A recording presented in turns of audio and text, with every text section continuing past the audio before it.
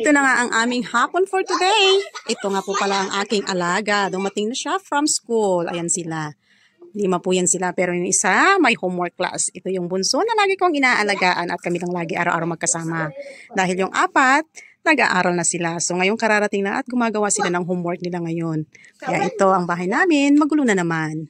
Ganito po ang buhay OFW. Ginagawa ko na lang, ini-enjoy ko para hindi naman masyadong nakakainip kasi nga marami naman akong alaga. Pag nag-alaga ka, enjoy mo lang para hindi ka ma-stress. Ito, si Moymoy. At ito yung 3. Ayan, ang 3 makukulit. Ganito lang po ang ginagawa nila pagdating nila ng school. Gumagawa na sila ng homework nila. Ayan ang kanilang routine everyday. Basta may school sila, walang problema sa kanila dahil talagang masisipag silang gumawa ng kanilang homework. Ayan ang aking vlogs. Sila ang aking 5 alaga. At ayan sila ang babait at ang sweet nilang bata. Kaya hindi sila mahirap alagaan. Pasensya na kayo sa aming bahay dahil makalat. Ganyan po talaga kapag may alaga kang 5. Marami pong salamat.